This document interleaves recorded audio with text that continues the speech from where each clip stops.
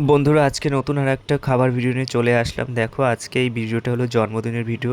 দেখো নানা রকমের খাবার রয়েছে, কিন্তু জন্মদিন বাড়িতে ঘরোয়াভাবে জন্মদিনটা করা হয়েছিল। 5 রকমের ভাজা, খাসির মাংস, পমফ্রেট মাছের ঝাল, চিংড়ি মাছের মালাইকারি, মিষ্টি, ক্যাডবেরি, চিপস আরও অনেক কিছু। প্রথমে 5 রকমের ভাজা দিয়ে খেলাম। ভাজাগুলো খেতে কিন্তু ভালো লেগেছিল। প্রথমে ভেন্ডি ভাজা, তারপরে আলু ভাজা, কলা ভাজা, আরও নানা রকমের ভাজা ছিল। সব ভাজাগুলো খেলাম একের পর এক।